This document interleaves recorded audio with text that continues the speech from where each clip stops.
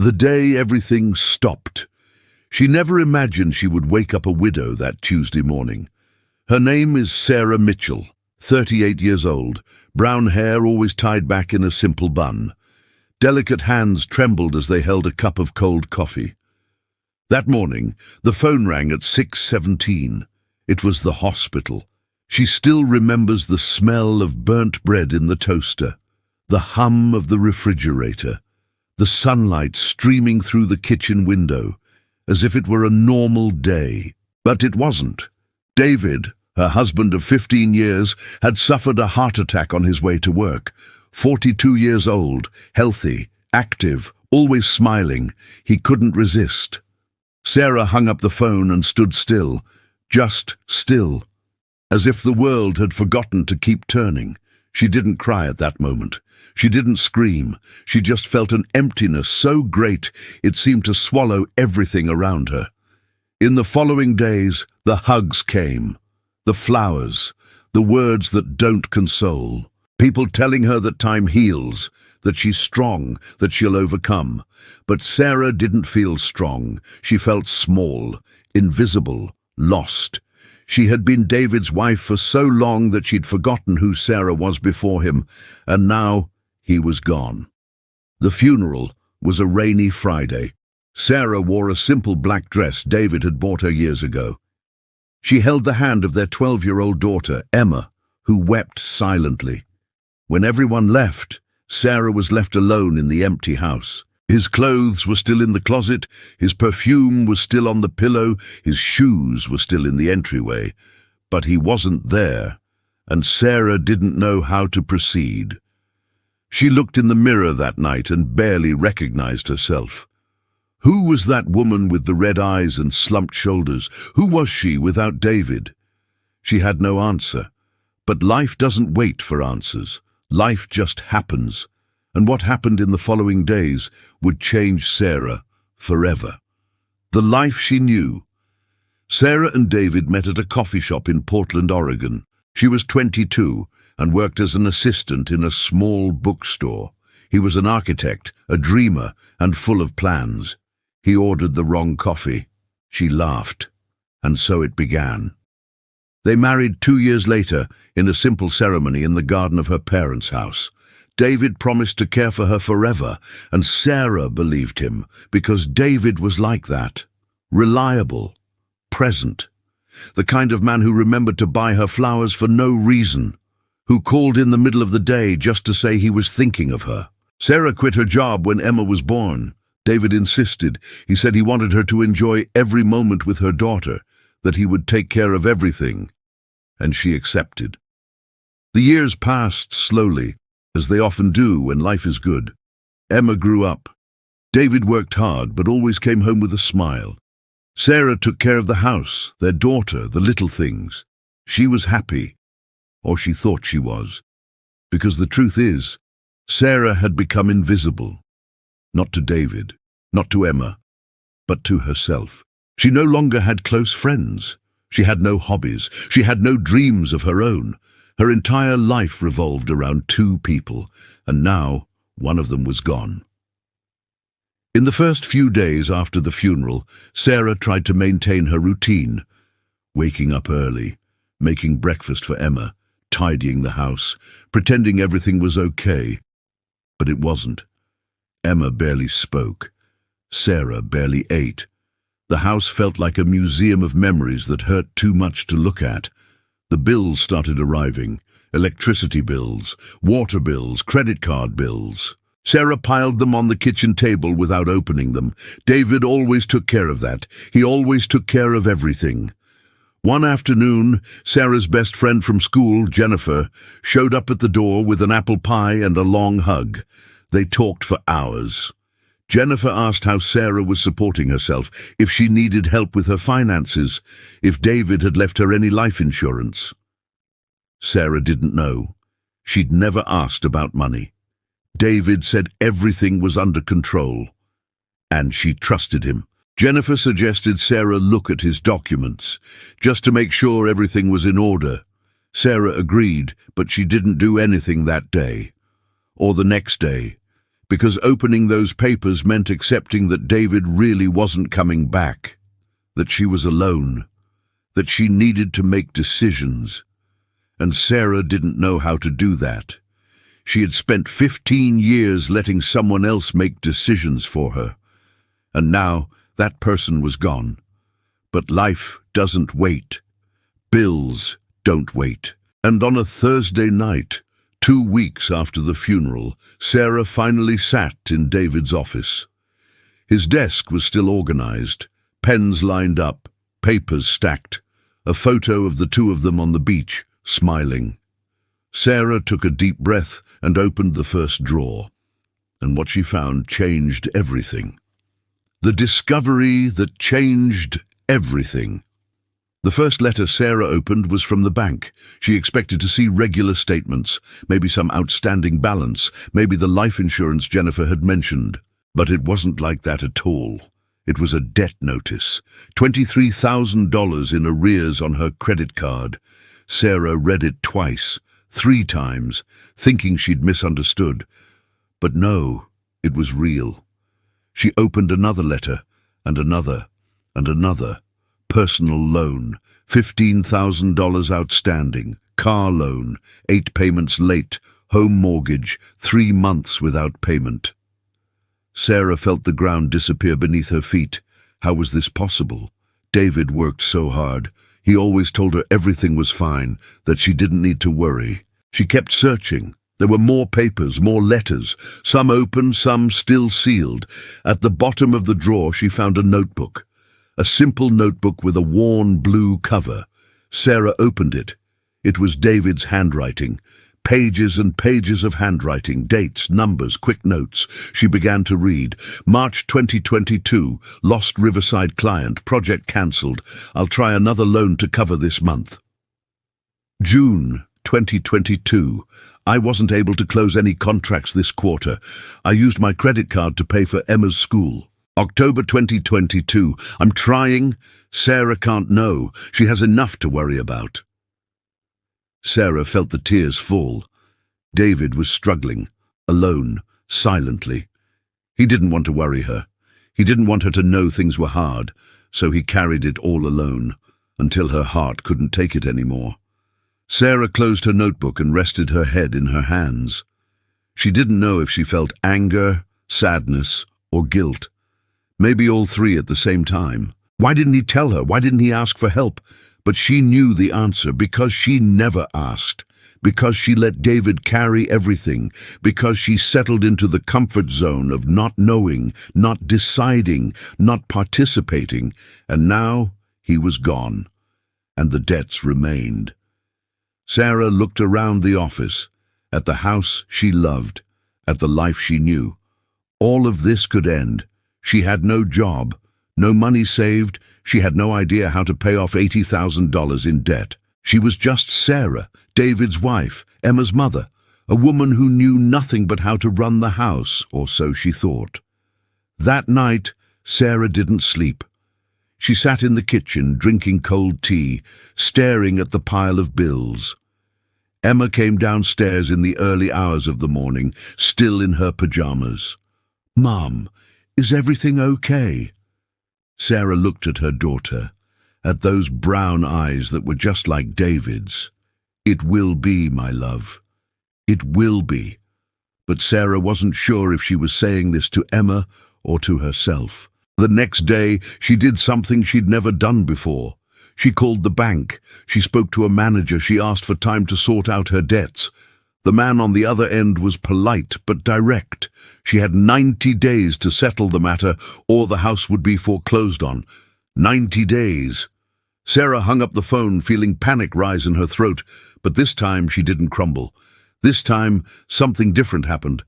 A small voice deep in her mind whispered, "Get up. Fight. You can do it." And for the first time in weeks, Sarah felt a spark. Small, fragile, but there. She didn't know how she was going to do it, but I knew I had to try. For Emma, for Davy, for herself. Sarah opened the old laptop that was stored in the closet. You created a spreadsheet, listed all the debts, all the amounts, all the due dates, and then he started looking for a job. Rebuilding from scratch. Sarah hadn't looked for a job in 15 years. She didn't even know where to begin. She searched job boards, she read ads, she filled out online forms, but each question felt like an impossible wall to climb. Professional experience? None recent. Skills? Housekeeping? Making lunch? Taking the daughter to school? None of it seemed to amount to anything in the real world. Sarah sent resumes to stores, supermarkets, restaurants, anything that paid money. Responses were slow, some never came. When they did, they were always the same. Thank you for your interest, but we found more qualified candidates. Sarah felt her anxiety growing with each passing day. The bills kept arriving, the deadlines kept looming, and she was still unemployed. One afternoon, Jennifer returned to visit. She brought coffee and homemade cookies. They talked. Sarah told her about her debts, about her job search, about her fear of losing everything. Jennifer listened in silence. Then she took Sarah's hand. "Do you remember your bookstore? Where did you work before you got married?" Sarah blinked. It had been so long. She'd almost forgotten. "You loved it. You always said you wanted to have your own bookstore someday." Sarah gave a sad smile. "That was just a childhood dream, Jen. I don't have the money to open anything." Jennifer shook her head. "I'm not talking about opening a bookstore, Sarah. I'm talking about remembering who you were, what you loved, what made you happy." Sarah remained silent, because the truth was, she no longer remembered who she was before she was David's wife. That night, after Jennifer left, Sarah went up to the attic. There were the old boxes, things she'd kept and never opened again. She searched until she found them, a box of her old books, notebooks with reading notes, photos of her in the bookstore, smiling, holding a stack of novels. Sarah picked up one of the notebooks. She opened it to a random page. It was a list of books she wanted to read, authors she admired, dreams she had. She sat on the attic floor and flipped through the pages. And for the first time in a long time, Sarah smiled. Not a sad smile, but the smile of someone who remembered she was once a different person. Someone who had dreams. The next day, Sarah got a call. It was a public library downtown. They needed someone to organize books and help with customer service. Part-time, minimum wage. It wasn't much, but it was something. Sarah accepted immediately. The library was small. It smelled of old paper and coffee. The shelves were tall and disorganized. The manager, a woman named Margaret with grey hair and round glasses, welcomed Sarah with a warm smile. "Welcome. You'll like it here. It's a peaceful place, full of stories." Sarah started the same day. She organized books. She labeled shelves. She helped children find their first books to read. She talked to elderly people who came every day just to have someone to talk to. And slowly, something inside her began to shift. She was no longer just David's widow, no longer just Emma's mother. She was Sarah, the librarian, the woman who knew how to recommend the right book for each person. The salary wasn't enough, not even close. But it was a start. At night, after Emma was asleep, Sarah did freelance work online, typing, transcription, anything that paid a few dollars. She slept little. She woke up tired. But she kept going, because now she had a goal, 90 days to save the house, to prove she could, to prove to herself that she was stronger than she imagined. The weeks passed. Sarah paid one bill, then another. She negotiated deadlines, she asked for discounts, she fought for every penny. But there was still a long way to go, and time was running out. One Friday afternoon at the library, Margaret called Sarah over for a chat. "You're doing a wonderful job here, Sarah. People like you. You have a special talent for this." Sarah smiled awkwardly. "Thank you, Margaret." The older woman adjusted her glasses and continued. "I was thinking, have you ever considered tutoring? Reading tutoring for children? Lots of parents are looking for that, and you'd be perfect." Sarah paused. She'd never thought of it before, but the more she thought about it, the more it made sense. That night, Sarah created a small announcement. She posted it in community groups, on parent pages at Emma's school, private reading and literature lessons for children, affordable price, dedicated teacher. 3 days later, she received the first message, then the second, the third. Within 2 weeks, Sarah had 5 students.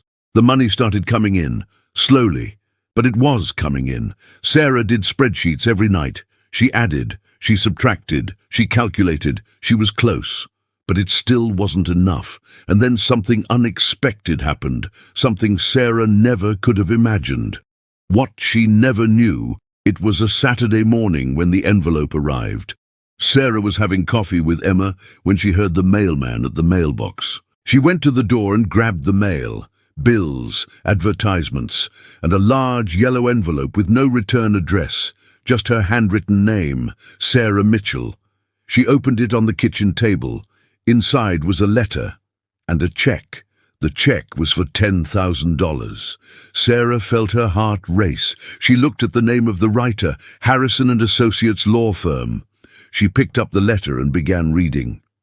Dear Ms. Mitchell, on behalf of the estate of Mr. Thomas Harrison, we are pleased to inform you that you have been the beneficiary of a testamentary gift. Mr. Harrison, a former client and personal friend of your late husband David Mitchell, left specific instructions for this amount to be given to you in case of need. David had spoken with Mr. Harrison months before his passing, expressing concern about the family's financial future. Mr. Harrison, who passed away 3 weeks ago, left this fund available to you as a gesture of gratitude for David's work and friendship. Sincerely, Harrison and Associates. Sarah read the letter 3 times. Thomas Harrison, she knew the name. David had mentioned it a few times. A longtime client, a businessman who had become a friend. But she never imagined David would talk to her about his financial difficulties. David was trying to protect her. Even in the last months of his life, he was trying to find a way out. Sarah felt the tears well up. $10,000 wouldn't solve everything, but it would solve a lot.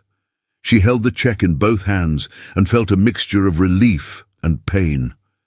David was still watching over her, even after he was gone. Emma walked into the kitchen. "Mom, why are you crying?" Sarah wiped away her tears and smiled. "They're good tears, my love. Your dad, he's still helping us." Emma hugged her mother, and in that moment Sarah felt something shift inside her. She realized she wasn't alone. She never had been. David had done what he could. Now it was her turn. Sarah deposited the check the next day. With that money, she was able to pay off her mortgage payments. She negotiated some of her credit card debt. She gained more time, but she didn't stop. Because Sarah had discovered something important. She was capable of working, of fighting, of starting over. The private lessons continued to grow. Sarah now had 8 students. Some came to her house, others she went to. Emma helped. She organized the materials. She prepared snacks for the children. "Mom, you look different." Sarah looked at her daughter. "What do you mean, my love?" "You're happier, stronger." Sarah smiled. "I'm learning, Emma. I'm learning to be myself again." The weeks passed. Sarah continued working at the library in the mornings. She taught classes in the afternoons. She did freelance work at night. It was exhausting, but she felt alive. For the first time in years, Sarah felt like she had a purpose. She wasn't just someone's wife anymore. She wasn't just someone's mother anymore. She was Sarah, and that was enough. One Sunday afternoon, Sarah was in the backyard with Emma when she saw an old box under the porch. It was David's toolbox. She opened it. Inside were nails, screws, and an old drill, and at the bottom a small envelope. Sarah picked it up. Inside was a photo of the 2 of them on their wedding day. David smiling, Sarah smiling. On the back, David's handwriting, "To Sarah, my strength, my everything. If I'm ever not here, remember, you were always stronger than you imagined. I always knew that." Sarah held the photo to her chest and let the tears fall. But this time, they were tears of gratitude, because she finally understood. David had always seen in her what she couldn't, the strength, the courage, the ability, and now, finally, Sarah saw it too. The woman she became. 3 months after the funeral, Sarah was back on her feet, not just surviving, but living. The debts were still there, but now she had a plan, a path. And for the first time, she believed she could make it. The library became her refuge. Margaret had become more than a boss. She was a friend, a mentor. On a rainy October day, Margaret invited Sarah to tea in the small office at the back of the library. "Sarah, I need to tell you something." Sarah sat down, curious. "I'm retiring at the end of the year, and I'm looking for someone to take over as library coordinator." Sarah's eyes widened. "I thought of you." "Me? But Margaret, I barely have any experience. I've only been here a few months." Margaret smiled. "Experience isn't just time, Sarah. It's passion, it's dedication, and you have it in spades. People trust you, the kids adore you. You've brought life to this place." Sarah felt a lump in her throat. "I don't know if I'm ready. No one ever is. But you'll learn. Just like you've learned everything so far." Sarah left that office with her heart racing. Library coordinator, a better salary, stability. But more than that, it was recognition, it was value, it was proof that she had rebuilt her life. That night, Sarah told Emma. The girl jumped for joy. "Mom, I'm so proud of you." And Sarah realized something important. Emma no longer needed a fragile, overprotective mother. Emma needed a role model, a strong woman who faced challenges head-on. And Sarah was becoming that woman. The next few weeks were intense. Sarah accepted the position. She began planning new projects for the library, reading groups, children's workshops, community events. She had ideas, energy, willpower. Her private lessons grew too. Sarah now had 12 students and a waiting list. Money finally started to trickle in, not much, but enough to keep us afloat. Sarah renegotiated her remaining debts. She made agreements. She paid installment by installment. And one day in December, exactly 6 months after David's death, Sarah made her last overdue mortgage payment. The house was saved. She sat on the front steps and looked up at the sky. "I did it, David. I did it." And for the first time since he left, Sarah felt peace. That night she hosted a dinner party, small, just her, Emma, and Jennifer. They ate, laughed, talked. Emma told her about school. Jennifer told her about work. Sarah told her about her plans for the library. Halfway through dinner, Jennifer raised her glass. A toast to the strongest woman I know. Emma picked up the juice. To the best mother in the world. Sarah felt her eyes water. But this time, they weren't tears of pain. They were tears of victory. After everyone went to sleep, Sarah was left alone in the living room. She picked up David's notebook, the one she'd found months ago. He flipped through the pages. He read the notes, the concerns, the attempts to protect her, and then he picked up a pen. On the last blank page, she wrote, "David, I understand now why you didn't tell me. You wanted to protect me, and for a long time I let you. I hid behind you. I let you carry it all alone. But now I know. I'm strong. I always have been. I just needed to figure it out. Thank you for believing in me. Thank you for loving me. And thank you for letting me go. I'll be fine. Emma will be fine. We'll be fine. Love, Sarah." She closed the notebook and put it away on the shelf. And for the first time, Sarah felt no fear of the future. She felt hope, because she had discovered something that no one could take away from her. The strength that was always inside her, waiting to be found. What she finally understood, a year after David's death, Sarah was standing in front of the mirror. But she was no longer the same woman. His eyes were bright, his shoulders were straight, his smile was genuine. She had lost David. She had discovered debts. She had faced the fear of losing everything, and he had won. But the biggest secret wasn't about David. It wasn't about the money. It wasn't about the debts. The secret was about herself. Sarah had spent 15 years believing she needed someone to be complete, that she needed David to have value, that without him she was nothing. But the truth was the opposite. She was always strong. She was always capable. She always had everything she needed inside her. I just didn't know. And David knew it. He always knew. That's why he wrote that message. That's why he talked to Thomas Harrison. That's why he left clues along the way. He knew that one day Sarah would have to walk alone, and he believed she could do it. One spring morning, Sarah was in the library organizing a new section of books when a woman walked in. She looked to be about 50, grey hair, tired eyes. "Can I help?" The woman hesitated. I just lost my husband, and I don't know what to do. Someone told me that maybe you could talk to me." Sarah stopped what she was doing. She looked at that woman and saw herself a year ago, fragile, lost, afraid. Sarah pulled up a chair. "Sit here. Let's talk." They talked for hours. The woman cried. Sarah listened. She shared her story, her pain, her victories, and when the woman left, she wasn't so lost anymore, because Sarah had shown her that it was possible, that pain passes, that life goes on, that there is strength where we least expect it. In the following months, other women came, women who had lost, who were struggling, who needed someone who understood. And Sarah was there. She created a support group at the library. Every Thursday night, women shared stories, supported each other, strengthened together. Emma, now 13, helped organize. "Mum, you are changing so many people's lives." Sarah smiled. "They are changing mine too, my love." Because Sarah had discovered her purpose.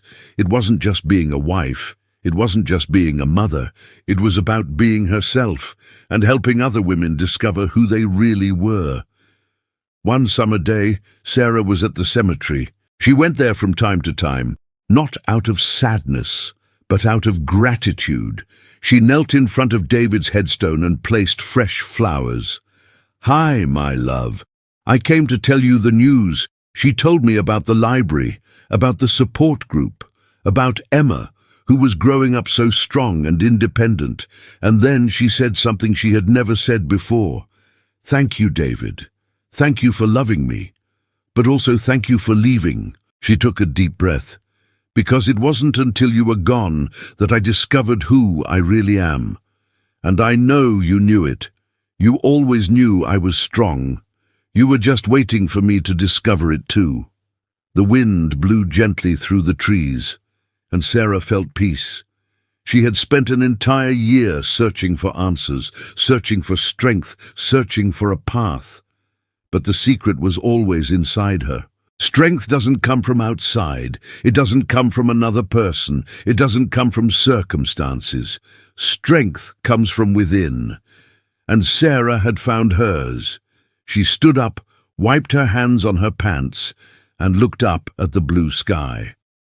It was time to go, not because I was running away from the pain, but because I was ready to live fully.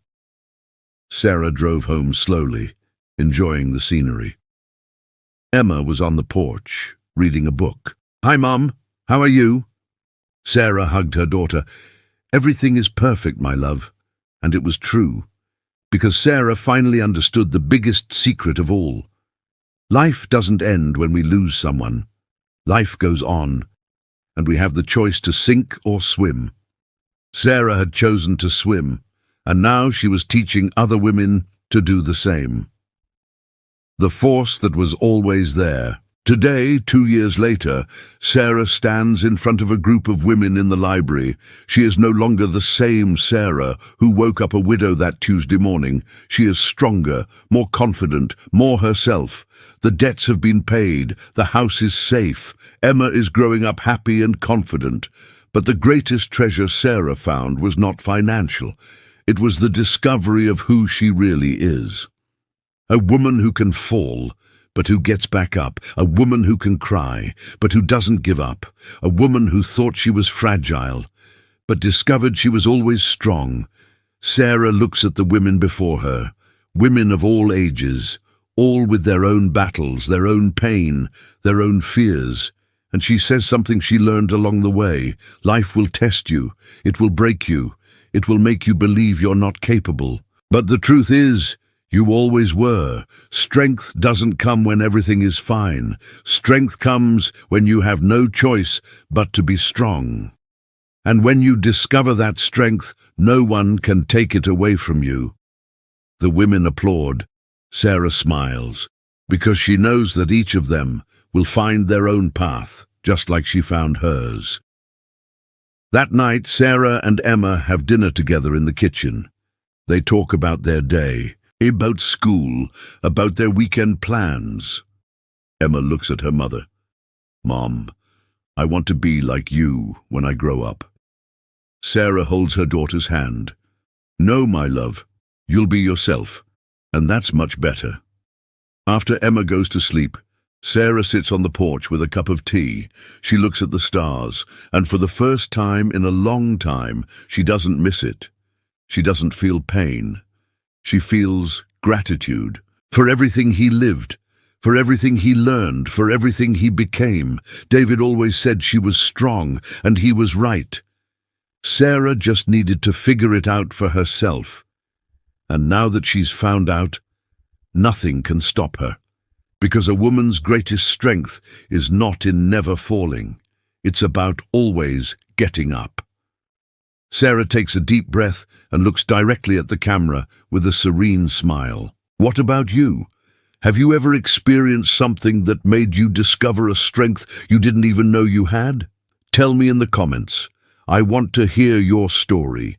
And if you know someone who needs to hear this message today, share this video with them. Sometimes all we need is to remember that we are stronger than we think. Thanks for watching. Subscribe to the channel and activate the bell so you don't miss the next stories. Until next time. And remember, you are stronger than you think.